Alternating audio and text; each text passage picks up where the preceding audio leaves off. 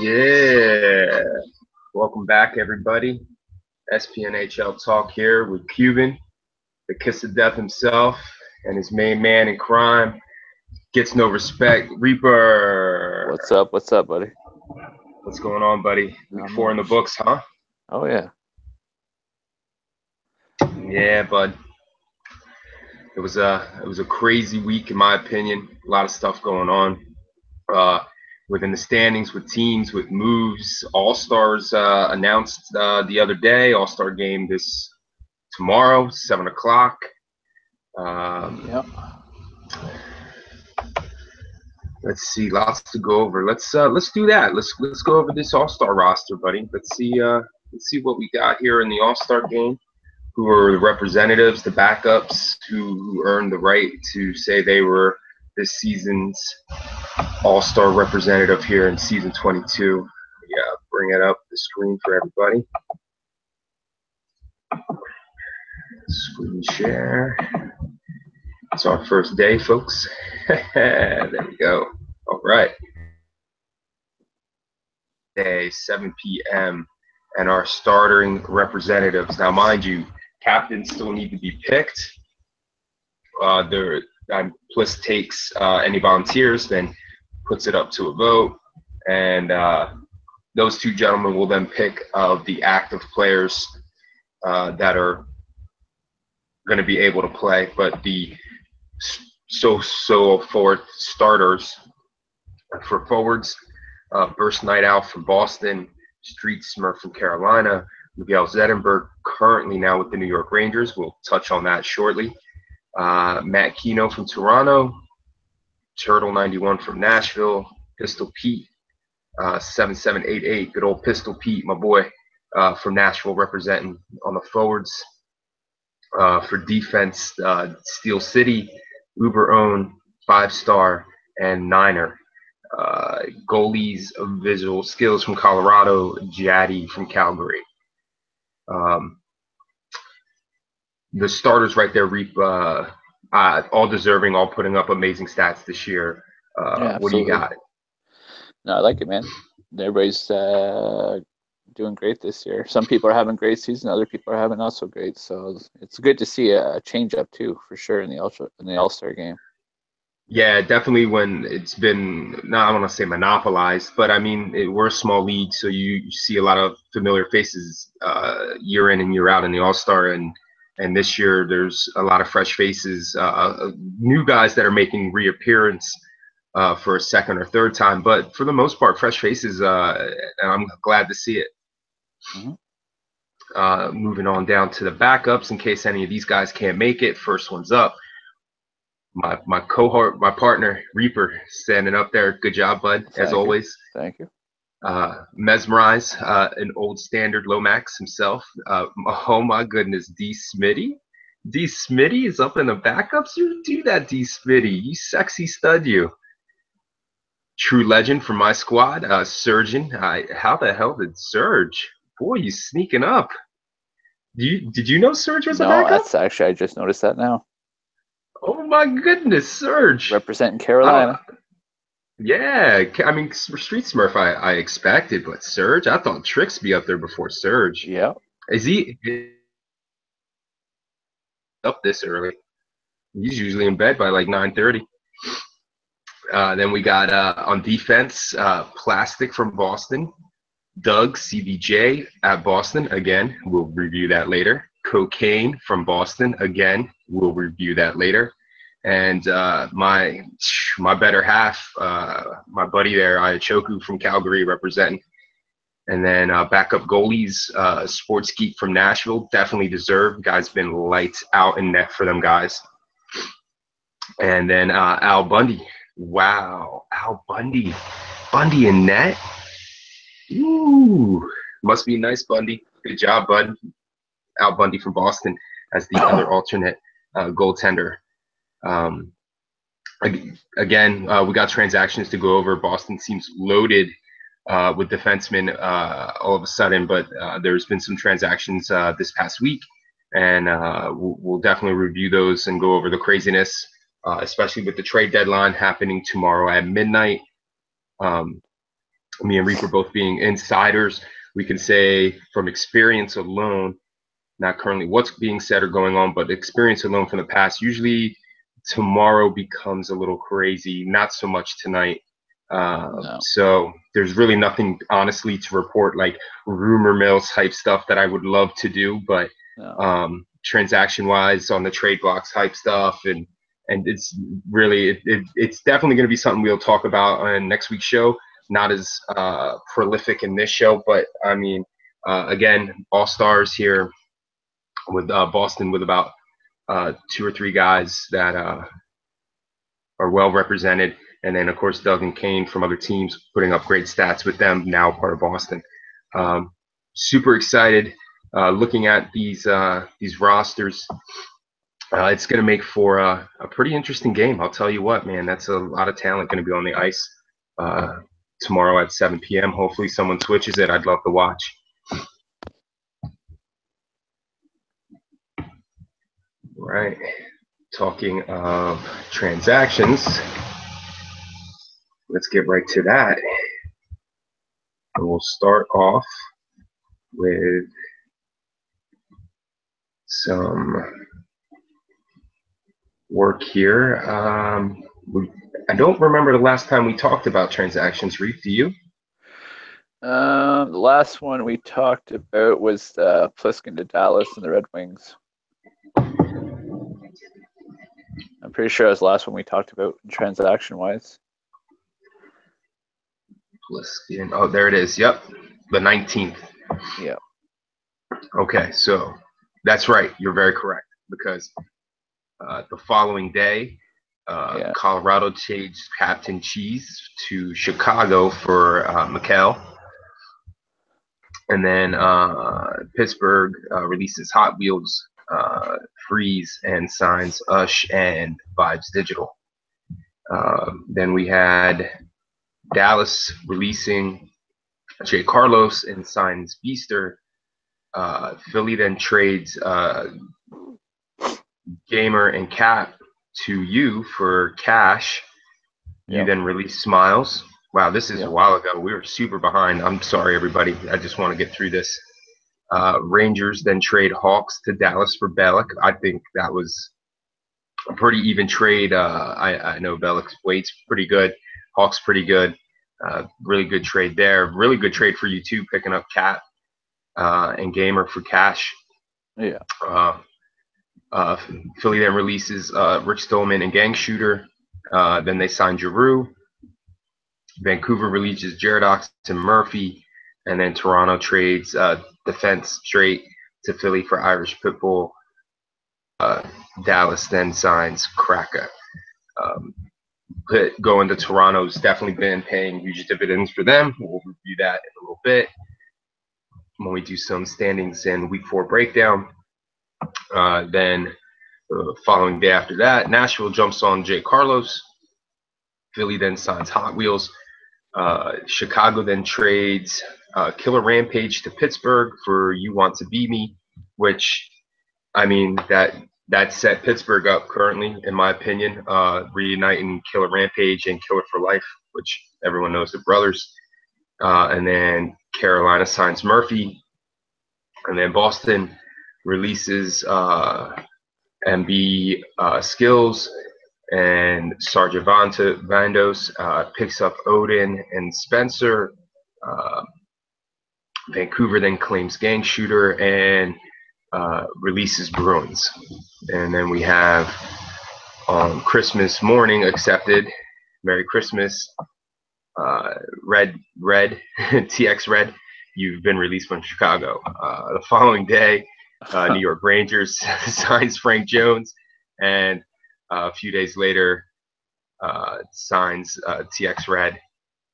Then the 28th, Vancouver signs Kev. Calgary then pulls a trade, sending Lemoles and Stark to Carolina for Kane to Canada. Then New York trades Navy Chief and Explicit to the Flyers for cash, which honestly, for cash being moved in less than a week, but then again, you know, the Flyers motto, you know, they got that In Sync Bye Bye Bye song playing on rotate in that locker room. as 5.0 wastes no time in flipping his guys around. But when you're a team that's just trying to find good chemistry and build around, if it doesn't work, you know what I mean? You can make those moves in a week. Yeah. Dallas releases Cracker and then signs No Limit. Moving to the 29th, Calgary signs Jaradox. Nashville trades Westside Hockey for Devil's Pride. Vancouver releases Gang Shooter and JDK. That is part of Raj's new regime there. He went a little crazy because he's trying to rebuild that roster now. Then signs Rick Stoneman, Rick Rage, and Tripp. Boston then trades LOL Chico to Vancouver for Cocaine, which is now currently in the All-Star game. So that's how Boston ends up getting another representative in there. Yeah. Edmonton then releases Trouble Kid. And Carolina releases Black Sabs. And Nashville then sends Buds to Carolina for Fall Caliber. Yeah, Caliber. Which is an interesting move. In my opinion, they were rolling hot. Yeah, I think they were rolling hot. Fall Caliber is buddies with Street Smurf, so that's probably why Carolina was okay to do that. Then we move. Edmonton then signs up Vandos. Big move for you. Just trying to make things work. You know, you were going through it there for a little bit. You moved Rookie for Nutty Outlaw, reuniting you, Outlaw, and Kid Money, and to replace El Rookie. And then the Rangers seem to not pertain to the services of Mr. Frank Jones, who's then released. I'm very shocked that Frank Jones didn't last on the team. Well, I mean, Frank signed up to be a left defenseman, and everyone, at least in my opinion, knows that Frank's a way better left winger. But you don't have the proper chemistry, you know, up front with a guy, especially so late into the season. Yeah. You know, this is like, you know, the end of week 3 moving into week 4, and if it doesn't work, I mean, you can't hold on to it. You don't have like 2 more weeks to try to find guys to put on a line with a guy to make it work. You just gotta see if it works. If it works, cool. If it doesn't, hey man, I'm sorry, you know, but you're done. So yeah, exactly. Or bye as Philly says. Yep. Dallas then trades Poutine and Hawk to Vancouver for Dan Johnson and Kyle Too Good For You. Pretty much an even swap in my opinion. And then we move into New Year's Day. Montreal releases Assassin. The Rangers then release Red, TX Red. Montreal then releases Chicks and Whips and signs Gang Shooter. Yeah. How's that worked out for you? Pretty good, man. He seems pretty good. You got him playing in net? No, I have him on right D right now. He's doing the role pretty good. I might throw him in net before the end of the season. I mean, why not, right? Dude, he played a solid net when we went against him. When he was in Vancouver, I was quite surprised that he got released. But I seen you pick him up. I figured you pick him up for right D and maybe toss him in net. I'm surprised you haven't thrown him in there yet. No, it's still early, man. I will. I mean, fuck, we can't really do any wrong. I mean, the way our team's rolling. We'll touch on that, my friend. We'll touch on it. We'll go down and break things down because this is a big week coming up. And here we move back into the transactions. Boston then trades Miguel Zetterberg to New York Rangers for Doug CBJ, right? He doesn't have New York Rangers, but I'm pretty sure Doug was on the Rangers. Yeah, Doug was on the Rangers. And personally, like, I was shocked. I mean, that honestly, that hurt the Rangers team in my eyes. Doug, to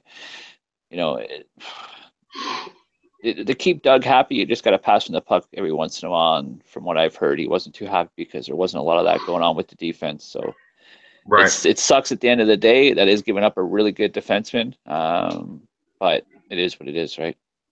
It's very true. It is what it is. Also for Boston, I mean, they were all cylinders. It really a big combination burst in Miguel. And from conversations with Burst, like Miguel was his Kid Money. You know what I mean? Like there's the Surgeon Plisk There's the Cuban and Iachokus, and then now yet Miguel and Burst were right there, and that was a shocker to move Burst to move Miguel. But I mean, look what he got in return. I mean, you got Doug. I honestly, I think Boston got the better of the two trades, but I listen, nothing for that. I totally agree with you too, man. 100%. The one thing we talked about early in the season with Boston was their depth at defense, the lack of a natural defenseman. I mean, granted, Plastic and Steele's more of a natural defenseman / goalie, but you need depth. You need a rotation of some sort with at least 3 guys. I mean, you're trying to find it now. That's why you went and acquired, Gang Shooter to help out with that rotation. Yeah. To go with like Cap and Bone Stack. So, and that's why I went and made that move to pick up a natural defenseman in Kane. I mean, you just need that other natural person who's more defensive, and to go and get a Doug and Burst easily can still continue to facilitate with Smitty. I mean, it just made them a stronger team. I totally agree. Doug's a big upgrade for their blue line. Not taking anything away about Zetterberg. He is good. He can put the puck in the net. I'm just saying, out of the two, I think Boston got the better trade. Right, looking at the rosters, and then we'll see. You were going to see when we go review this week and see what teams are at. It was definitely a big win for Boston. I totally agree. Chicago then drops Jay Benji, then adds TX Red. Damn, man, this dude is having a hell of a week. Vancouver then releases Kevin Hess Champ, and then signs Assassin, and then another big one, man. Avenge. And five-star cock. I don't know. Trades Fisher to Dallas for Gui and Kyle. Dallas won that trade hands down. Gui's good. I'm not taking anything away from him, but when it comes to Gui and Fisher will put the points up. Fisher will get things done. I don't really know much about Kyle too good. I've played with him a few times here and there, but I mean, I had Kyle on the team last year. Didn't play him in net. Played him as a defenseman. Played against him as the ECU net, and he was solid. But again, a Fisher for Gui and a Kyle. Yeah, I think Five will be kicking himself come down the road. I love you, Five, but I think trading Fish was kind of silly on your part. But hey, you gotta do what you gotta do, bro. I personally think he could have gotten more somewhere else for him. Yeah, that's it. That's why I said Dallas did win that trade for sure. Absolutely, a great move. Maybe there was issues with Fish and Five. Who knows? I don't know. Right. He could have got a lot more. But hey, Dallas is laughing all the way to the bank with that one. Yep. Calgary then releases Jaradox after a week. And again, I touched on, you grab a guy off of free agency, he's a solid player, you throw him into the mix.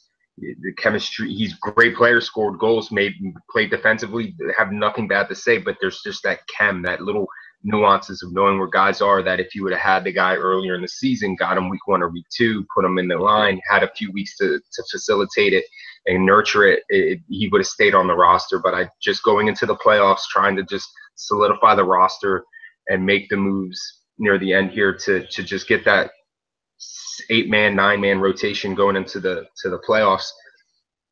I didn't have the ice time just to keep him to play 3 more games this week and then 1 game per series. It just wouldn't be fair to him, so I let him go.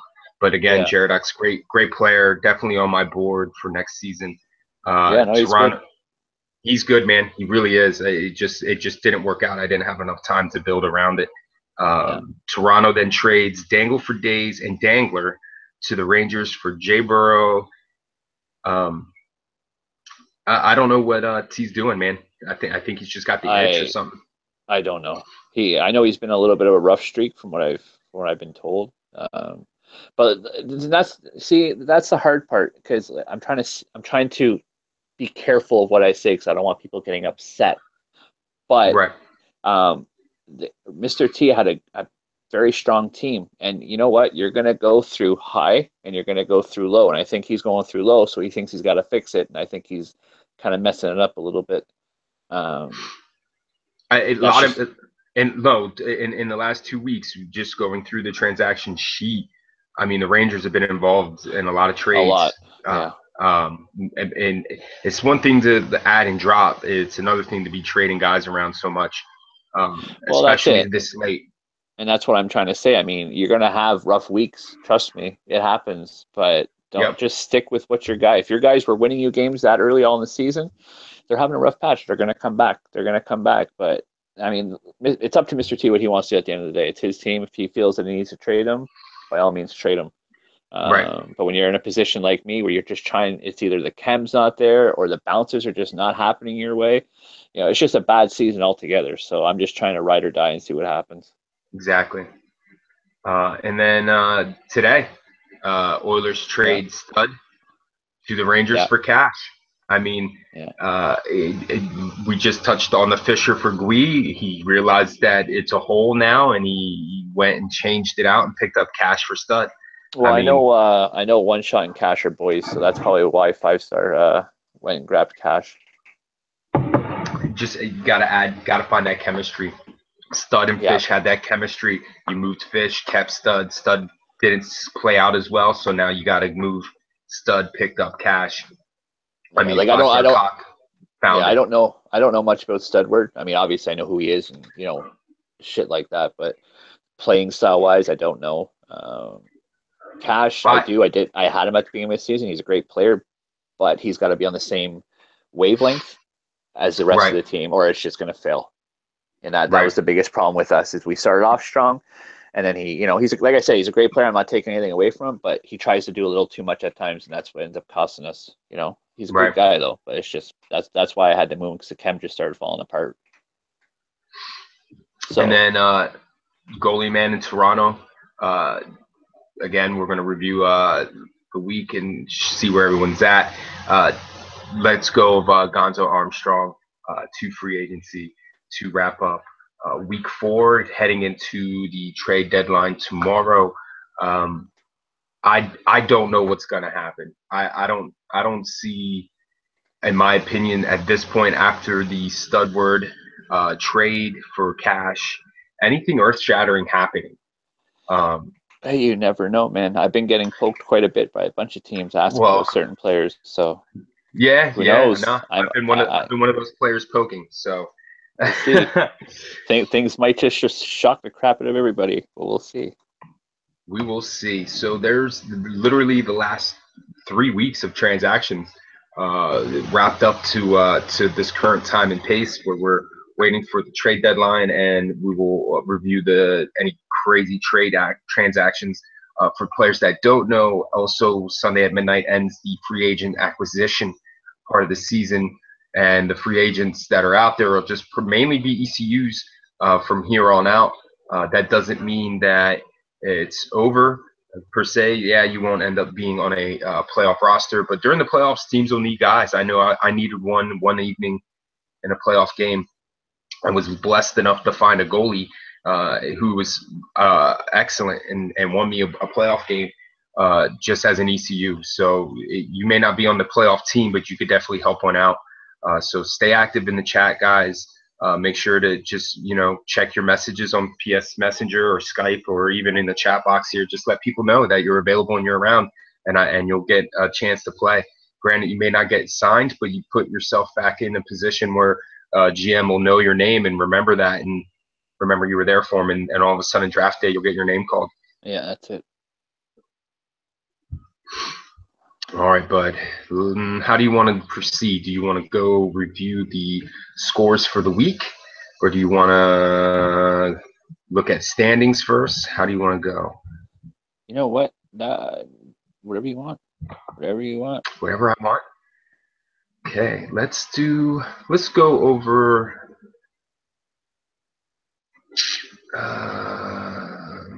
let's do standings. Let's look at the Eastern standings and where we're at right now, currently in the East. You want to go ahead and take this, buddy, since it's your conference? And if you'd like. Well, of course, we still got Boston in the lead with 27 wins, 6 big losses, and 3 overtimes losses, 57 points. their goals for are fantastic. They're doing good. Goals against good. You're keeping it, decent. Right. Penalty kills at 76.9. They're on a losing streak of 2, which normally you don't really see up there with them. But hey, 7-2-1 in the last 10. And then Toronto's climbing the ladder. Big time. Yeah, 22 wins, 11 losses, 3 overtime losses, 47 points. Did the trade just come in? No. Okay. Nothing yet. I'm watching though. I'm on the board. I'm watching. Go ahead. All right. Yeah, they're 7-2-1 as well as Boston. Carolina's hanging in there. They're actually in a playoff spot as of right now. They haven't choked it up yet, at least not yet. We're hoping we're going to see them choke a little bit for us. Then you got the Rangers dropping a little bit. We're hoping they fall apart too. Love you guys, but we need to get into that playoff picture. 3-7 over the last 10. That's brutal.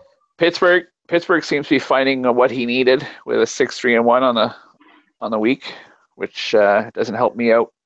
And you got my team looking fantastic with a 3-7-0 performance of the week. I don't even want to touch base on that, but yeah. And then you got Philly. Man, Philly's hanging in there, man. I got a lot of respect for 5, man, to be 6-30-0, and he's still holding his head high and just trying to still figure out what the hell is going on. That's like, in all reality, like most teams in that position would have totally packed it in. And the guy, he's made moves, picked up good players. Like, he isn't just trading everything away and taking everyone else's crap. He's like, nah, man, like, I'm not in this.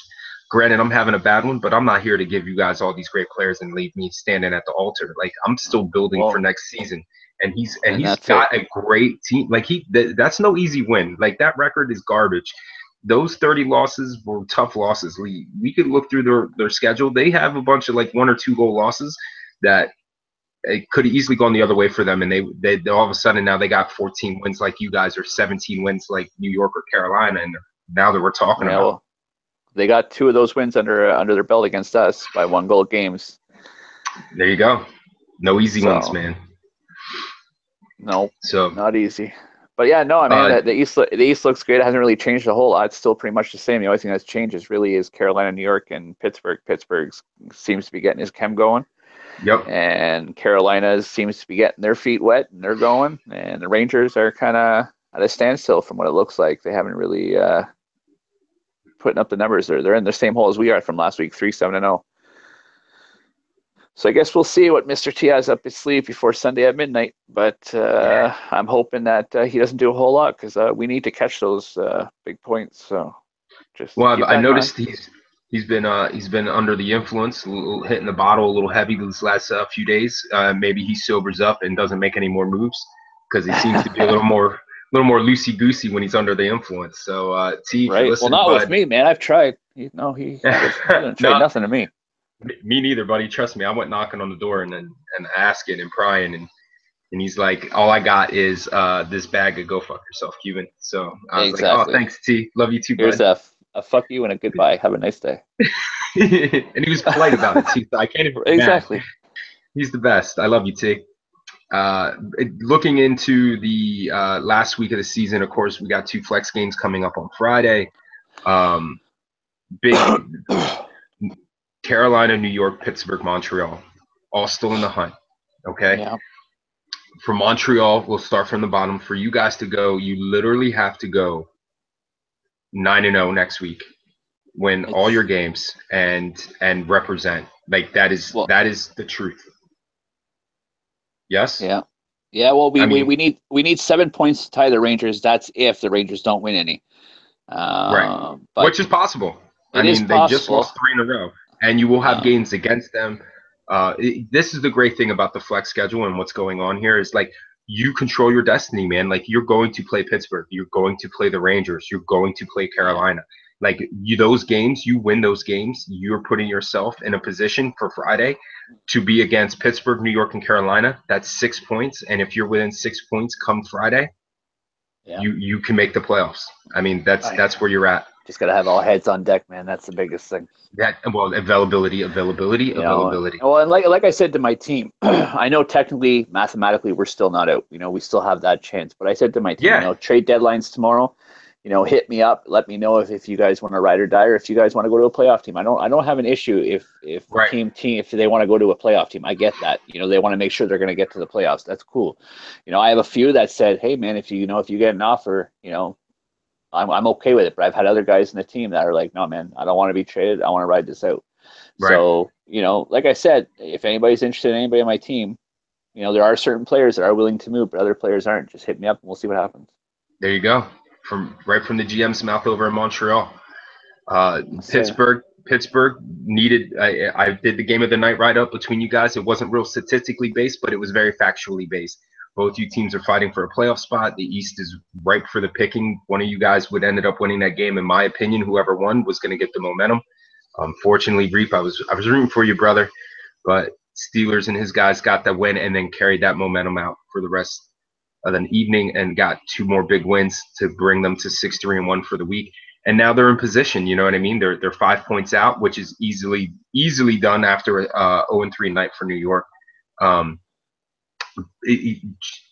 haven't played Pitt in Pittsburgh in about a week, so I knew from the last time we had played them that he had turned things around a little bit, and it just needed to work itself out. And it seems now it's starting to.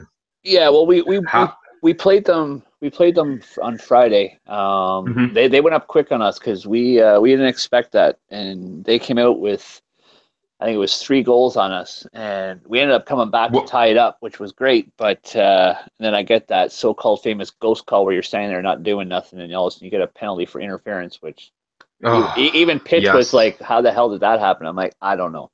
And that's what cost us. There was 20 seconds left in the game. It was tied 3-3. I took a ghost call, and there was 7 seconds left in the third period. They took a shot from the point. It deflected off, I think, 1 or 2 people. Then it deflected off Cap, and it went in the net. Oh, killer.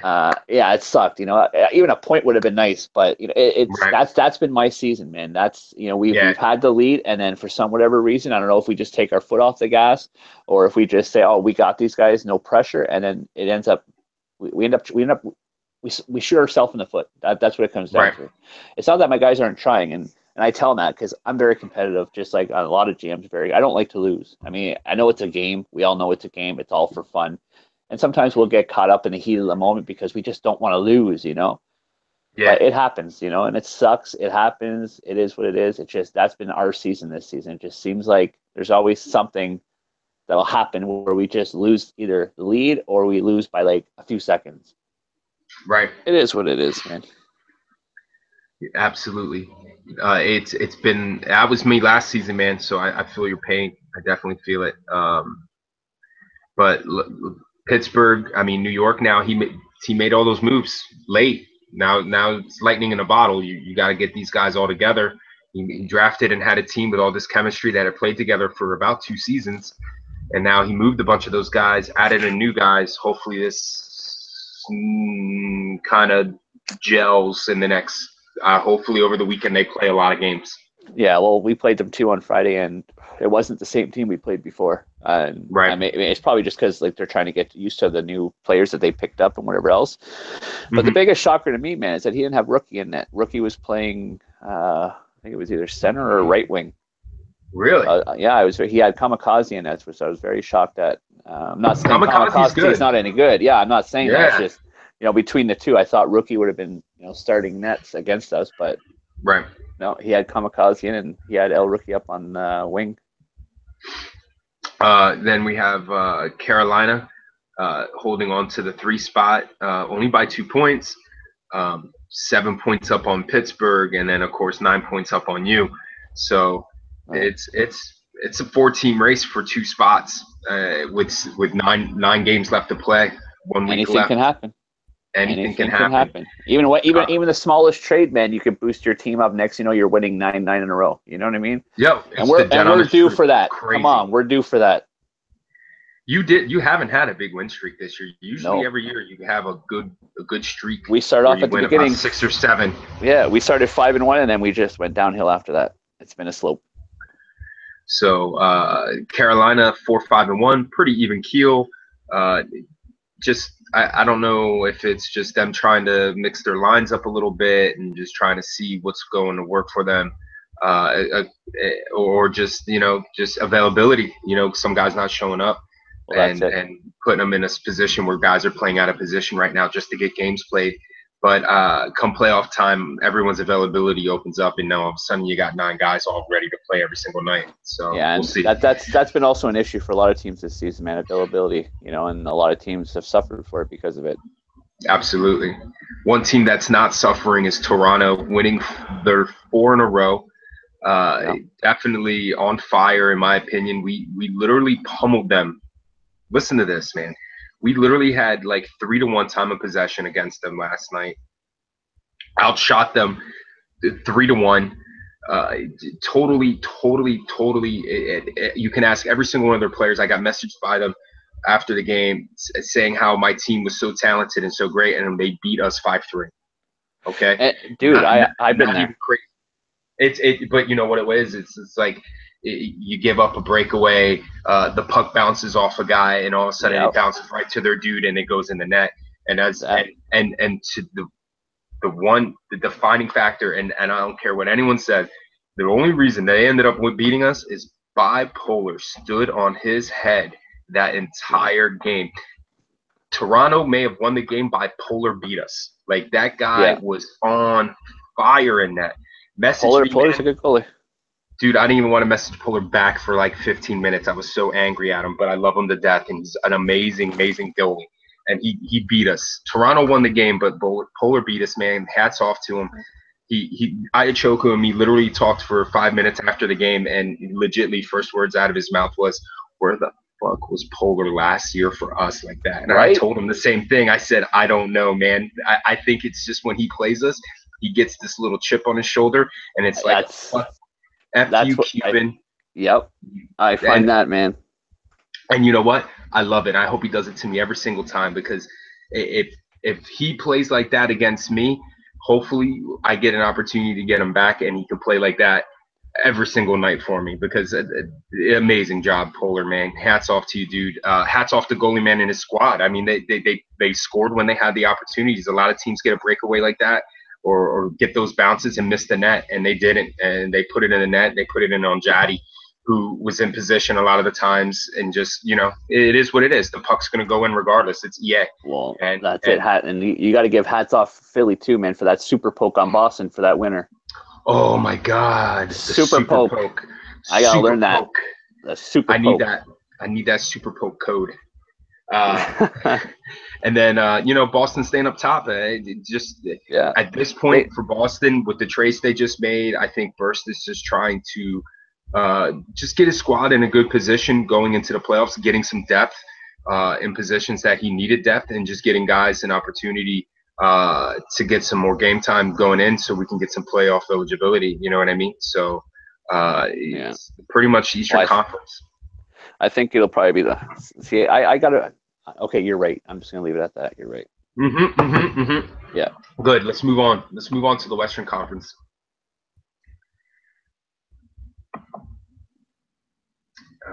What we got Nathan Lang says he'll see you in the finals.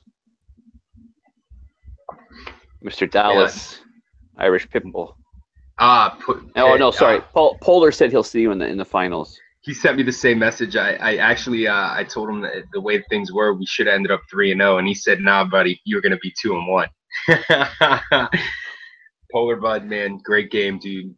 Simply, I'm not kidding. I was so angry that you beat me, man. Like, it hurt.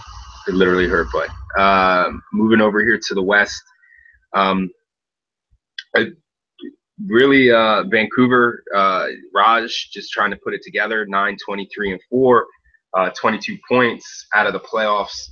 3-6-1 the last 10. Chicago and Kaz putting it together a little late. 6-4 for the week. 1 game losing streak. 31 points. Not systematically eliminated, but I'm gonna say eliminated. No offense. Me and Avenge have had conversations the last few nights. To Avenge's credit, man, he takes my jabbings pretty good, and he jabs right back. And we talked this morning, 17-19, 34 points, 12 points out of a playoff spot, technically not eliminated, 7-3 the last 10. I told him he was out, and he said, "No, Cuban, we're still in." And I said, "How do you figure?" And he goes, "We play Colorado 3 more times, and with flex maybe 4 more times, and we control our destiny." And you know what? He's right. He's still in it, just like you know what I mean? Like fighters, puncher's chance, and he does. He's just rebuilt that squad. He added Fisher, Scott Lomax. You know, he's got it together, and he's told me he really likes what he has right now, and he's going to ride it out. And I wish him best of luck. He's got a fighter's chance. Colorado, 21-11, 46 points. Really control their own destiny. Win a few games Monday, Tuesday. Eliminate Dallas from contention just by winning their own games, and they locked themselves into the playoffs. 4-5-1 over the last 10. Then we have Edmonton, 24-10-2, 50 points, 5-4-1 over the last 10, playing pretty much 500 hockey. They lost their last one. Calgary with a rough night on Friday. 24-8-4, 52 points, 5-4-1, lost their last 2 to Edmonton and then over to Toronto. And then Nashville, which had one of the most amazing winning streaks put together. That came to the end last on Tuesday, but it came out still holding the top spot in the West, 26-7-3, 55 points, 7-2-1 over the last 10. At this stage in the West, it's pretty much Nashville, Calgary, Edmonton all locked in. Just waiting to finish the week. I told somebody that we conversated on Skype, nothing for nothing, but let the playoffs begin. We're just riding the season out. Not that we're going to take it lightly on anybody. Not that I'm going to switch lines up and try stuff. I pretty much know my lineups for the playoffs already in my head, regardless if I play Edmonton or if I play Colorado or if I end up playing Nashville. I have in my head how I'm going to proceed. I have my game plan set. Now it's just let's have fun. Let's get the season done and over with. Yeah, I'm in the hunt, with Nashville and Edmonton and Boston for the President's Cup and stuff. And that's all fine and dandy. But at the end of the day, you and I both feel the same. Like, get us to the playoffs and we're going to go win a cup. You know what I mean? Like, well, that's what you want to do. Everything changes come playoff time. It really does. The controllers get sweatier. The palms get stickier. Tighter. Oh, bro, everything. Everything. Mistakes happen. Oh, absolutely. It's overcoming. I said it last season in my write-ups. Teams are going to take their punches. It's how you react. And the teams that have been doing it throughout the season that know how to come back, it's just going to kick in, natural instinct, and they're just going to flip it. Yeah, shows that exactly last year. Look at Pittsburgh coming back like that. Yep, 3-1 against a team that's been dominating all season long, and the only reason they were lower seed is because of some absurdness that had happened within the organization that had gotten games taken away from them. But right, they came back. I mean, like Steelers put it together and went and won a cup. So yeah, not taking anything away from Dallas. It's either Dallas or Colorado. Granted, I'm pushing more toward Colorado, man. Like, it's hard to see. I mean, there's 18 points left? 9 games. I'm looking at games played. Like, I'm talking about points that are left. There's what? Oh, yeah. 18? 18 points. And with Colorado already being up by what? 12 points. And I don't see them going on a losing streak. That's just not going to happen. Bench, I haven't seen his team win more than 2 games in a row the entire season. And they need to literally win 7 in a row and then hope Colorado has a 0-3 night, which they did. I mean, they're in the position they're in because Colorado has been a little bit sloppy the last few weeks. But even Colorado hasn't lost more than 2 games in a row.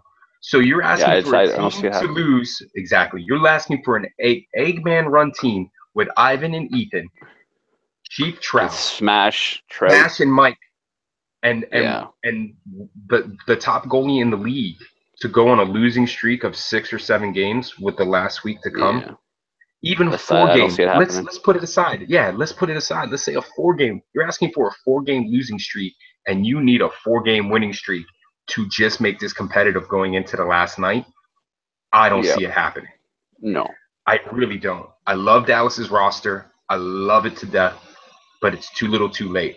Like Yeah, well, he's literally, trying. he I should gotta have give made it to these him. moves. Oh no, absolutely. If he made these moves going into last week at the end of week 2, going into week 3, and had this all set up going the last night of week 3, all of week 4. Oh, Yeah, absolutely. This yeah, gap would have been closed.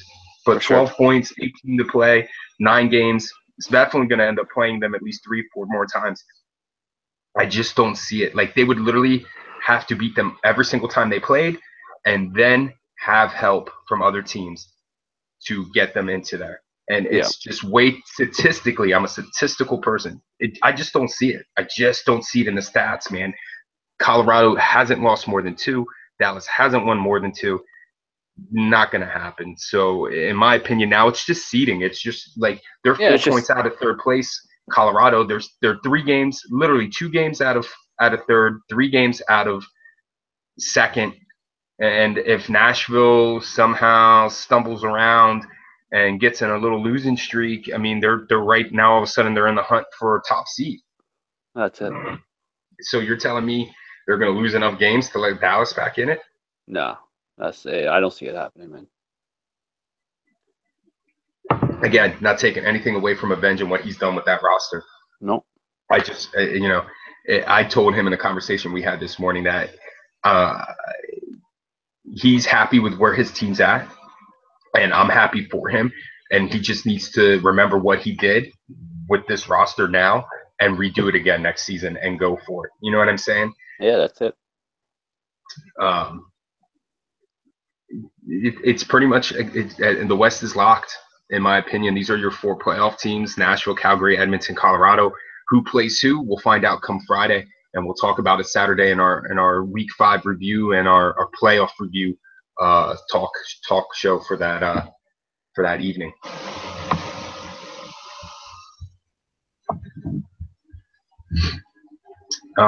Let's look at some league leaders today, because we had talked about some stuff. Awards will be coming around the corner. Maybe not everybody knows where everyone's at. So I just want to go over some league leaders here, Reap, if that's okay with you, bud. Fire away. Fire away. League leading forwards, okay? Pretty much the all-star game broken down. Street Smurf, 32 games played this season, 58 goals, 53 assists. For a guy who apparently rags the puck from so-called people, 3.5 points per night with as many goals as assists, 112 points, leads the league. Mr. NW himself. And NW himself, coming in right behind, only 7 points out of it. Burst, 36 goals, 69 assists, great facilitator, great vision. Hate playing against them, love playing with them. Burst is an amazing forward, 3.4 points per game. Then we have Matt Kino for Toronto, 43 goals, 63 assists, 105 points as well, tied there with Burst. And then Miguel, the newly acquired forward for the New York Rangers, 42 goals, 59 assists, 101 points. And then wrapping up the top 5 is Turtle from Nashville, with only 24 games played, mind you, 60 goals. Yeah. 60 goals. 36 assists, 95 points, 4 points per game. Reap, you're just on the outskirts there in 6th. A little bit of a slow season for you, buddy. It has been. 42 goals, 51 assists, 93 points, 2.7. That is, in my opinion, very uncharacteristic of you, bud. But I can definitely relate a little bit because of, kid probably not being there as much as normal. Am I speaking out of line a little bit? No, or am I good? I think Kid's had 26 games at most. Ooh. I think. And it's the bounces too, man. Like, and I know a lot of people say, people use that as an excuse, but if you people have all been part of that fucking game of bouncing puck and can't seem to get the puck on your stick, or it's just been one of those seasons, man. It sucks, but with not having my go-to guy there, it's been rough too some games, because I'm so used to like I said to you, when you have that chemistry with a certain player, where they're going to be on the ice. You don't even have to Right. look. You just throw the pass because you know that's exactly where he's going to be. And it's great to have that Right. with Kid and I, because that's what Kid and I do. Like, we read off each other when we're playing. But when you don't have that guy there, you second guess that pass, or you overpass it or overthink it, and it screws things up. It just sucks. But like I said, I think he's only had maybe 26 games. I mean, it'll show if you scroll down a little bit, but even he's way down below, and that's not normally either. Right. Yeah, usually you two are side by side. I mean, just in points, you're both like right in that 100-point range. I mean, you're obviously with 9 games left to play, you'll definitely have over 100 points for the season. But like you said, Kid, I mean, after Mesmerize here at 7th with 91 points, there's a big drop off to then go Pistol Pete with 83 points and Lomax with 79 points, which it's his first season back in the league. He was on NHL 16, took a season off, took a few seasons off with 17, or I mean near the end of 16, and didn't play in the last season of 17, and just got back this season, just got the game a few weeks ago prior to the season starting, and he's got 79 points already, 2.7. But Mesmerized with 49 goals, 44 assists, 91 points, 3.1 per game, only 29 games played. Pistol Pete, 23 games played, 29 goals, 54 assists, 83 points. Lomax, Navy Chief with 27 games played, 53 goals, 28 assists, 78 points. Then we have, what's that? Sorry, I'm just looking at it. There's a lot of people, man, not normally. Like, look at Fisher, 11th. Yeah, 11th. 28 games normally he's played. right up there. Yep, 51 goals, which is on par usually for him, but only 29 assists, 77 points. True legend, 23 games, 41 goals, 32 assists, 3.2 per game. Appler, wow, 19 games played, 48 goals, 25 assists, 73 points, 3.8 a game. Again, we talk about availability. That's a perfect example. I mean, look at this. If the guy had another 10 more games, you know what I mean? Like he'd easily be in the 60, 65 point, 60, I'd say 60 goal, you know what I mean? 60, 65 goals right now. And he'd be sitting up top. Surge, 28 games played, 25 goals, 47 assists, 72 points, 2.6. Killer Rampage, bit of a, in my opinion, a slow starter for him. I mean, he did have 32 games played, 36 goals, 34 assists, 70 points, 2.2 per game. That I know the guy's got potential to score way more goals and facilitate a lot more. I think he's just trying to. He played most of this half his season with Chicago, now the other half with Pittsburgh, and just getting himself situated. I guess his wraps aren't working well this season. Oh, I joke. I kid. ACK Stoner having a great rookie season over at Edmonton. 25 games, 35 goals, 34 assists, 69 total points, 2.8. D Smitty, but only 20 games played. I mean, now we're looking at let's scroll down here. We'll do scroll down. There's a few. There you go. Kid Money. I just saw him. Yeah, he's down there. We'll go down. Okay, Stoner. Then we got Smitty at 17 with 68 points, 39 goals, 30 assists, 27 games played. Killer for life, 30 games played, 30, 37, and 67 total points. Red Flag, 30 games played, 25 goals, 41 assists, 65 points. Stud, recently acquired by New York. All these stats were Edmonton. 25 games, only 17 goals, 48 assists, 65 points. Dirty Tricks, usually a top point getter in the league, sitting at 21st, 30 goals, 32 assists, 62 points, only 20 games played as a forward. Wally, usually a top pointer, not getting a lot of games, 24 games so far for poor old Wally, 17 goals, 44 assists, 61 points. Barnacle Sam, 5.0's right-hand man, 34 games played, 15 goals, 45 assists, 60 points on a team with only 6 wins. That's legitimately great job, man. Keep it up, Sam. You're doing well there, bud. I know it's not shown with your goals, but I mean, 60 points on that team, sitting in the top 25. That's awesome. We got one shot, 18 games with just 18 games. 32 goals, 28 assists, 60 points. Yeah. Ethan, normally up there. I mean, here he is, 23 games played, 23 goals, 37 assists, 60 points. Even Trout, look at Trout. I don't know if it's because of his Trout. availability, but maybe they couldn't play him as well. I guess they just couldn't play him as much as they'd like to because of the team that they got. 55 goals, 33. I mean, he's got 58 points on 26 games.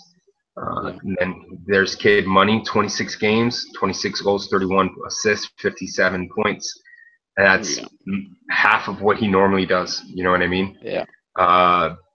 Jumping out at me, clutch ability, only 15 games played, 53 points though, 3.5 per game. Cornet, same thing, 15 games played, 32 goals, 15 assists, 47 points. Here, right here, buddy. Look at this name. Boom. Ivan the Great. Boom. And right above him, another staple. Boom. It's just an off season for a lot of us, man. I think that's the biggest thing. So there's a little breakdown of where we're at with the forwards currently going. Don't forget the defense. No, don't forget the defense. I forgot the defense. Somebody wasn't too happy about that last time. Buddy, Steele, brother. I told you I'd touch on it. Here we are, Steele. League leading defenseman. Definitely, you know, where my heart is. Love playing defense. So let's go a little breakdown. Currently, right now, as we stand, Uber leads all defensemen with 46 points. 8 goals, 38 assists. I like to look over at the block shots, giveaways and takeaways, 169 giveaways, 83 takeaways with 30 games played. Now that in 17 you can track that, I think that's amazing stats, 2-to-1 almost in giveaways to takeaways, and the way the giveaways take, I mean, we're getting whacked with giveaways clearing the puck or just getting out of the zone, and sometimes that is just as good as, you know what I'm saying, as just passing it away or trying to make a breakout pass. Those are the ones that should be tracked, not the ones that you're trying to clear it out of the zone to get your guys reset or just to get some momentum out of the zone. But Uber doing a great job leading the league, top defenseman. Hometown boy. Yep. And right underneath them, Steel City with just 22 games played, rocking 43 points, 7 goals, 36 assists, 40 plus minuses. I'm not really going to touch on because, you know, the forwards in front of you are your plus minus. He's got 2 block shots, 171 giveaways to 72 takeaways. Awesome job. 5-star, 35 games played, 9 goals, 31 assists, 40 points. Rocking 198 giveaways, 104 takeaways. That's great job right there for you, brother. Again, 2-to-1. 4 block shots too. Great job this year, 5. Doug sitting there in 4th, 30 games played, 2 goals, 33 assists, 36 points, 3 block shots, 123 giveaways, 87 takeaways. Awesome job there too. Look at that. Only a 40 differential giveaway to takeaway. Yeah. Niner, 21 games played, 6 goals, 29 assists, 35 points, 5 block shots, 104 giveaways, 57 takeaways. Then we have Plastic, 27 games played, 10 goals, which I don't know, is that the leader? That sounds like a leader to me. No. Yeah. No. Avenge leads the defenseman in goals scored with 12 and 20 assists for 23. Only 23 points through 32 games for Avenge with 10 block shots, 111 giveaways and 68 takeaways. We'll touch on that, but we're going by points here. But second in goal scored, Plastic. And his giveaways is just almost as good as his takeaways. So amazing, actually, 1-to-1. That's awesome. Yeah. Awesome job with 27 games played, 74 takeaways. That's a great ratio. Iachoku went off last night, pumped up his points average a little bit. 3 goals, 29 assists, 32 points for Iachoku. 143 giveaways, 82 takeaways, 2 block shots. Doing a decent job. Top 10 as always. Cocaine, 31 games played, 6 goals, 24 assists, 29 points. No block shots that have been recorded. I'm sure he's had plenty. 29 giveaways, 24 takeaway. Yeah, it may not have been recorded for 31 games played. Can't complain. Cannot complain. Heading down here, Irish is in the top 10, 19 games played on defense with 28 points through those 19 games. Great job, buddy. 91 giveaways to 52 takeaways. Rabid, 32 games played, 7 goals, 17 assists, 25 points, 161 giveaways, 98 takeaways. Right below him is myself, 5 goals, 20 assists, 25 points for the year, 153 giveaways, 88 takeaways, 6 block shots. Bone Stacks right below me with 29 games played, 2 goals, 22 assists, 24 points, 50 giveaways, 33 takeaways. And then Avenge, which is currently leading all defensemen with goals, 20 assists, 23 points for the season, 110 block shots, leading 111 giveaways, 68 takeaways. And then we got Mikkel over here with 28 games played, 6 goals, 17 assists, 23 points, 32 and 13 on the giveaway takeaways. Steelers fan rounding out the top 15 with only 18 games played on defense, 21 points, 3 goals, 18 assists, 53 and 42. Eggs got 22, no giveaways or takeaways because Egg probably isn't recording because he don't give a shit. Sticky Bud with 27 games, 1 goal, 19 assists, 20 points total, 170 giveaways, 56 takeaways. And we got Dead Rising with 19 points, 97 and 60 with a giveaway takeaway. We had 9 games in defense, 18 points, 61 giveaways, 32 takeaways. Lamoles, 10 games as a defender, 17 points, 60 and 35. You Want to Be Me, 14 games, 3 goals, 12 assists, 16 points, 64-25. Goalie man not playing too many games this year as a defenseman. 19 games played only, usually a top 5 style point getter as a defenseman, top 10. 16 points for goalie man, 45 and 53. Great. That's a great ratio, goalie man. Awesome job, bud. Keep up the good work. 8 block shots there, too. Smash, 15 games played, 15 points.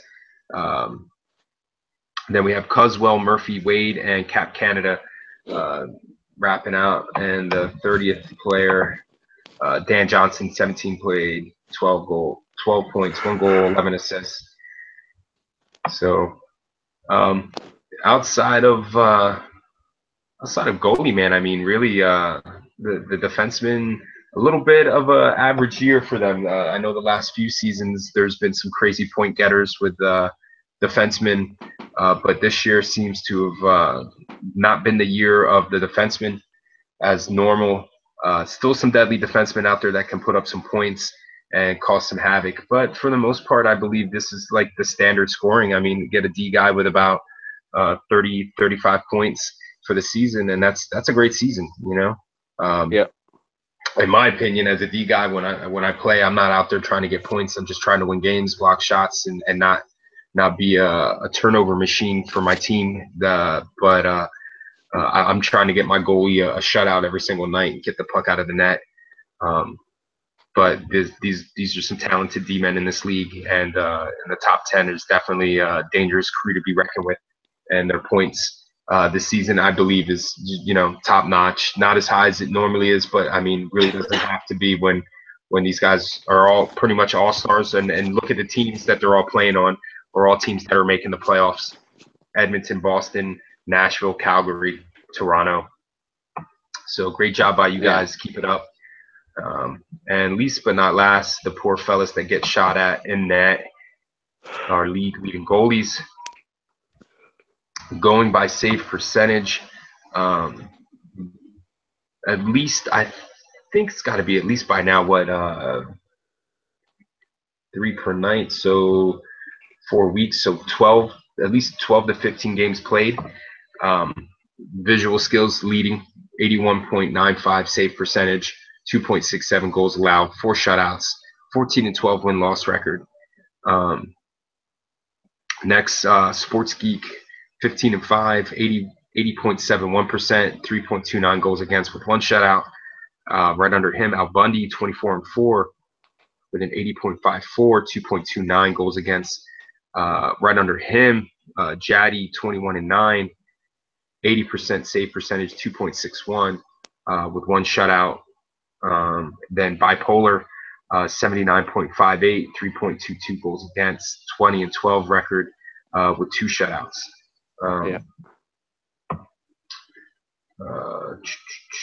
El Rookie, 23 games played. Last year's Vezina winner, 78.46, which isn't bad. 4.13 goals against, though. Not doing him no favors. You can't see me Kamikaze, 13 and 13 record. 76.31, 3.62 goals against. C over in Dallas, 11 and 7, 75.28, 3.72. Vondos, 7 and 5 record, 75%, 3.57 with a shutout. Wally played net, one for me. That was funny. Bruins free there, Bud, 5 and 8, 74.49, 3.85. QC Putin, 73.76. Cosmo, 10 and 11, 72.17, 4.1. PNC, 71.90, 4.43. Plisk, 17, only 17 games played in net for Plisk. Really? Wow. Plisk taking a break. Well, they got Yogi These other Bear, fools right? get shut out. They did, yes. Yeah, they did. 71.26. JDK, 3 and 11, 69.60, 4.93. They got Buds too, 5 and 3, 68.91. Poor voltage. Oh, yeah, high voltage. 20 games played, 2 and 18, 68.50, 5 goals against. And am I missing anybody else? That's pretty much it. Our poor goaltenders getting shot up a little bit, but I mean, some solid guys with some games played here. You know, Bipolar with 36, Jaddy, Bundy, Visual, Kamikaze, Rookie, PNC. Well, it even shows right there with some goalies, man. It's a little off this season too. Yeah, I mean, it really is. A lot of outside of the top 5 that are sitting in the 80 percentile, 79.58 percentile. I mean, anything personally, I know goalies probably hold themselves to a higher standard, but as a GM, like if you get a goalie with at least a 75% save percentage, you're giving yourself a shot to win. And there was quite a few that we read off. There's at least, you know, one for each team. It represented at least a goalie with a 75% save percentage. Yeah. So great job by these guys. A lot of stuff to discuss come awards time. Moving into it. Well, what do you want to do here, bud? Do you want to just do some power rankings and wrap this up? Yeah, might as well. All right, here we go. This week's power rankings brought to you by the lovely Reaper and Cuban. Week 4 breakdown. No move in the top 4. Nashville stays number 1 in my opinion. Then we got Boston, Calgary, and then Edmonton. Any surprise to you with that there, Reaper? No, man, it's been pretty much the same since the start. So pretty much. I mean, I totally agree with that. These 4 teams after week 1 have solidified themselves as teams to be reckoned with. Just staying consistent, winning 6 or 7 a week, and just got themselves set up. Big mover, and one of the big movers this week, Toronto moving up into the 5 spot. +2 with a great week as we see. 7-2-1. Colorado then sliding down a spot with an average week. Dallas, as we talked, made some moves. Moved up 3 last week, moved up 2 more this week. Sitting around in the 7th spot. 8th is being held down by Carolina, dropping down 2 spots. Pittsburgh getting out of the bottom of the power rankings, moving themselves up 3 spots. Then Chicago with some solid play this week, moving up a spot. And then we have the New York Rangers dropping down 3 spots with 3 straight losses and a 3-7 week. And then Montreal. Montreal's Montreal. That's it. Good job, Vancouver. Yeah, Vancouver and Philly continuing to hold the power rankings down with their backs. So there's this power rankings.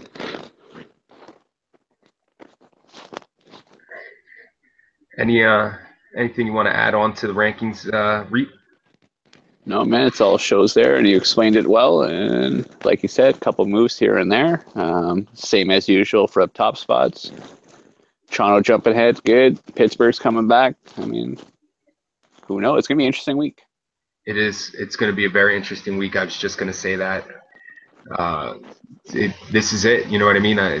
We talked earlier in the season how, week 1, week 2, you're just finding lines. Week 3, you make your moves, and week 4, you solidify your spot. And week 5, you're setting yourself up for the playoffs, and we see that in the power rankings. Well, that's it.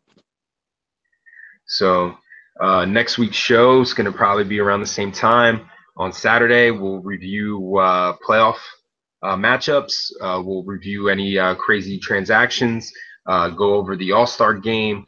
The only thing I want to touch base on before we get off, but is there was a game that happened the other was it last Thursday night? I think it was Thursday night, right? I think so. Yeah, Thursday night, World Juniors, USA versus Canada. USA came out on top, and then there was Cuban stupid shootout. But hey, stupid shootout. I totally agree. That's so dumb. They should totally play. They got to get rid of that shit, dude. It ruins just a makes good no game sense. because honestly, it was a great game up until the shootout. Because then shootout, it's all about luck. It's all about the goalie making a mistake on a stupid shit. It's one-on-one bullshit. It shouldn't have been. They should extend it. Extend the overtime to maybe a 4-on-4, and then go 3-on-3 or something like that. Not a shootout. Totally agree, man. But it was a great game, man. The U.S. came back. They held strong, and then they didn't give up. You got to give it to them for that. Absolutely agree. Canada choked it for themselves, being up 4-2, and then just bombing. So it is what it is. But as I'm getting into here is I'm just about to go to bed. I'm ready to call it a night, and I get a message: USA versus Canada, SP in and short notice SP style. SP style, very short notice, and I jumped on it, of course.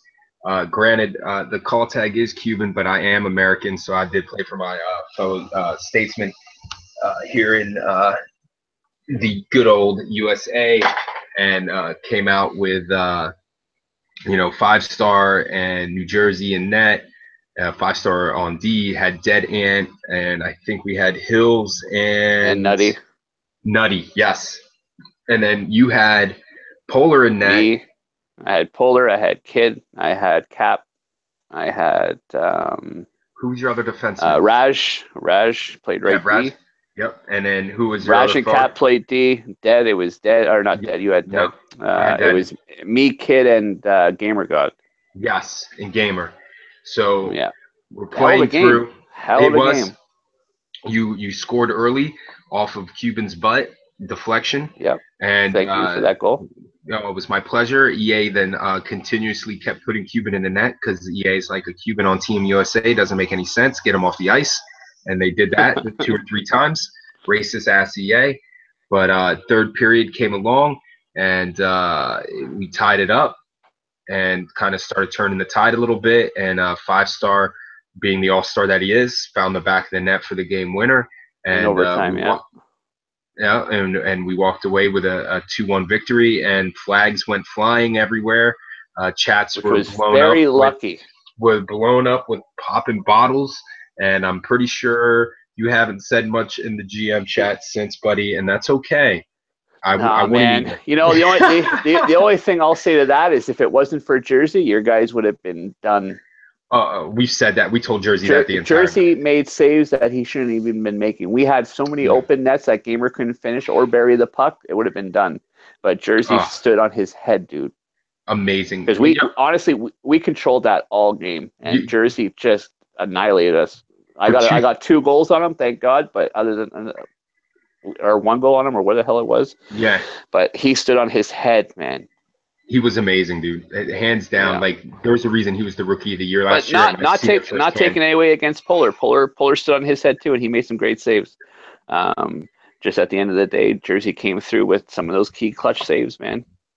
And that's what buried us. And then an OT one-timer from the slot off somebody and in. Yeah, man. Yeah. It was a killer game. I know back in the day. It was good.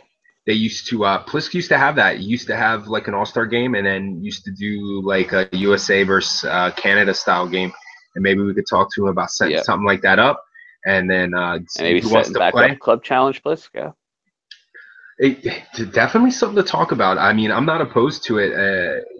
I'm telling you, it's a big difference playing group drop than it is playing club games. I don't know if it's a big.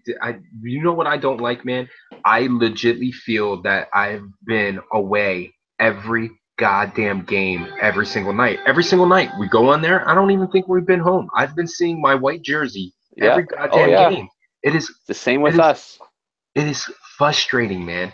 And then now we're gonna go into the playoffs where home ice means everything. And it does, and that's why I'm saying group challenge or this group like Pliskin, he needs to switch it back to the challenge club. I know guys are like, oh, well, we have to switch clubs. Well, you know what? Then don't join a league if you're going to complain about having to switch clubs. I mean, it's part of the league. That's what was recommended.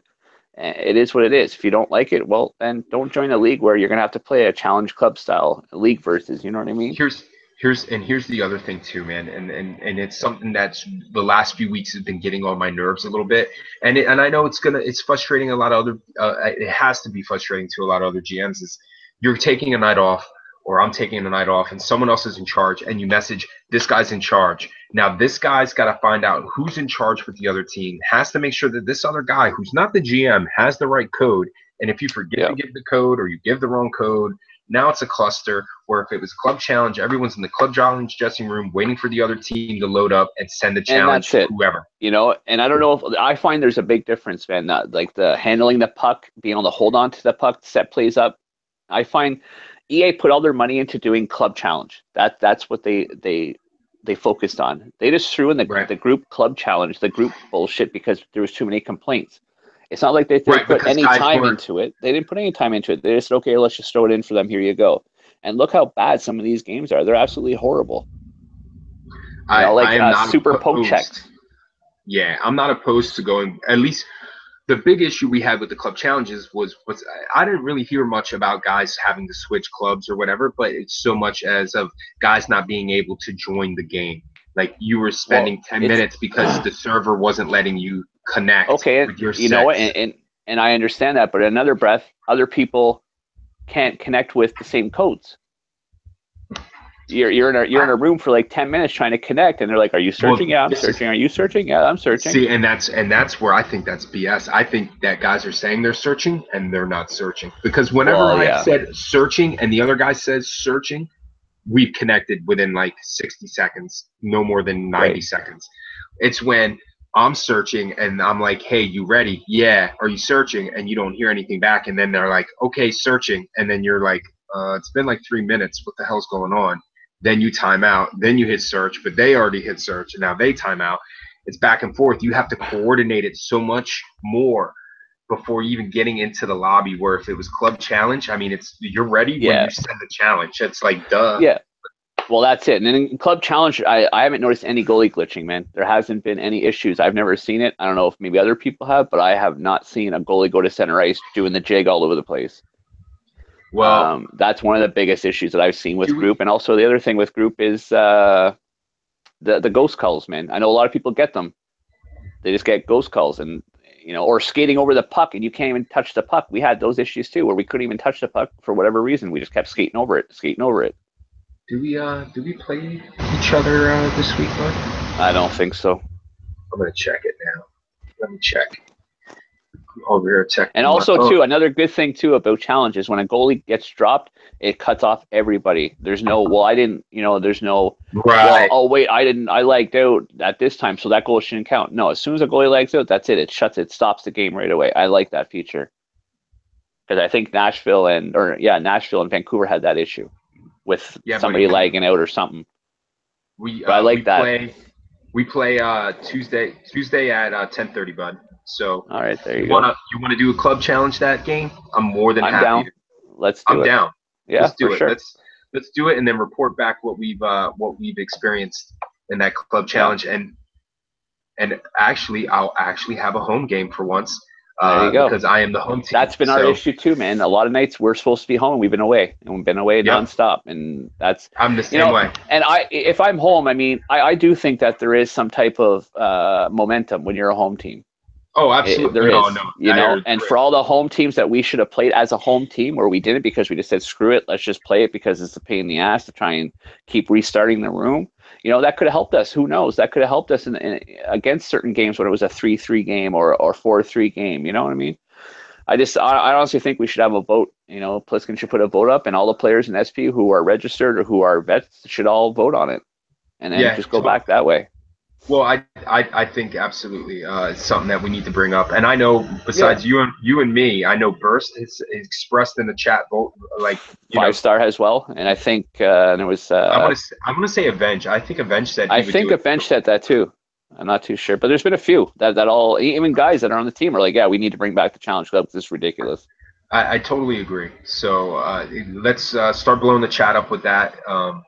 This is something that we need to. We first as GMs we need to all agree on it, and then second bring it up to the peoples and have Plisk post a vote and start getting the ball rolling toward. And that way, if everybody votes for it to be yes, they can't complain about having to get in the club. That's what you all voted for. That's what we all want. You know what I mean? Honestly, yeah, and it should be stated when you're registering for the next season that it will be club challenge, not group challenge, and you'll have to be a part of the club. And if you're not going to do that, then don't sign up. Don't waste your time. Exactly. So. Yeah, man. Hey, bud. Great show, buddy. Great show. Always a pleasure, bro. Always a pleasure, buddy. And as always, be kind to each other. And virtual hockey players' lives matter. Peace.